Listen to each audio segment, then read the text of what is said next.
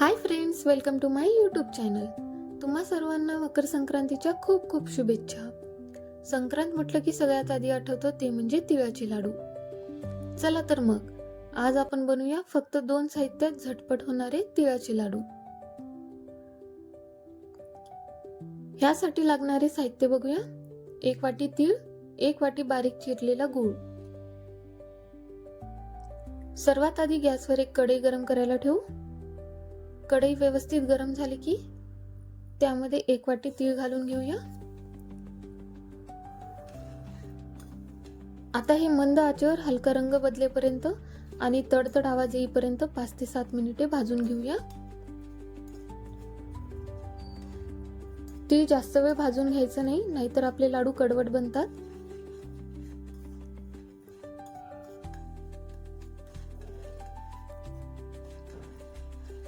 अशा प्रकारे आपले तीळ भाजून झालेले आहेत. आता हे एका ताटामध्ये काढून घेऊया.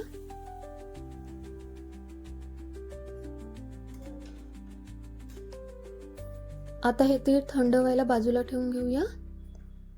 तोपर्यंत पाक बनवायला घेऊ.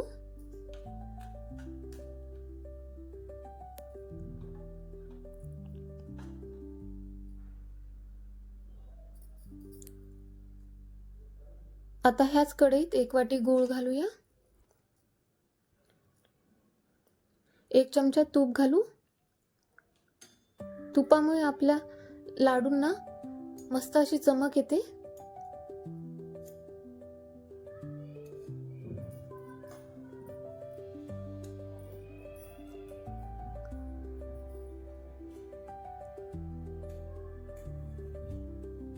इथे 1 छोटा चम्मच पाणी घालू. यापेक्षा जास्त पाणी घालायचं नाही, नाहीतर पाक चुकतो आपलं. हे चांगलं मिक्स करून घेऊया. हे सतत ढवळत राहायचंय.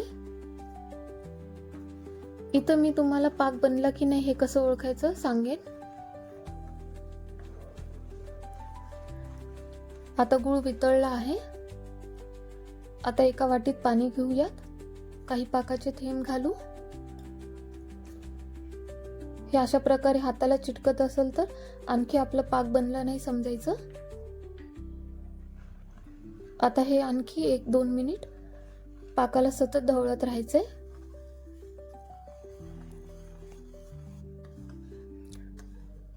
अशा प्रकारे फेस आला म्हणजे समजायचं पाक तयार आहे.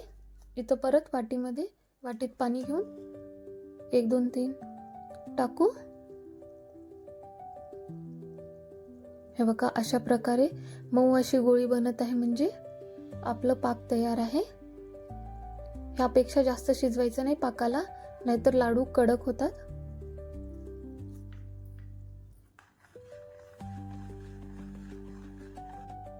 इथं भाजलेले तीळ घालू.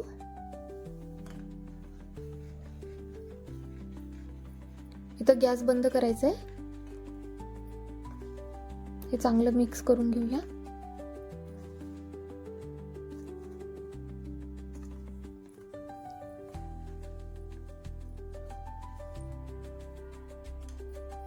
इथं मी एका ताटाला तूप लावून घेतले म्हणजे लाडू ताटाला चिटकणार नाही.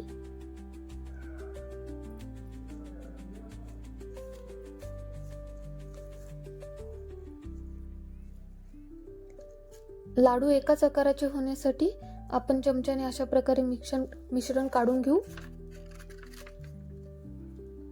जेणेकरून वळताना सोपे जाईल.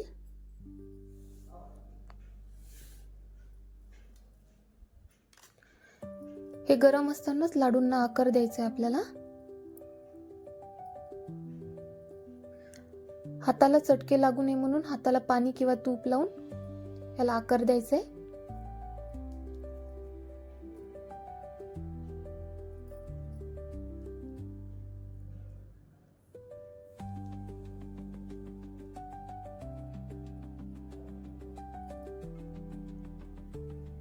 हे बघा, अशा प्रकारे मस्त असा आकार येतोय, एकसारखा आकार येतोय.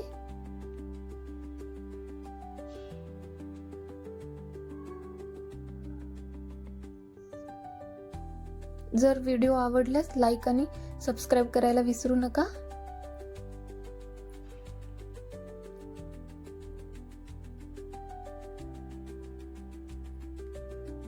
अशा प्रकारे सगळे लाडू बनवून घेऊया. व्हिडिओ आवडल्यास तुम्ही पण आपल्या घरी या संक्रांतीला लाडू बनवून बघा. थँक्यू.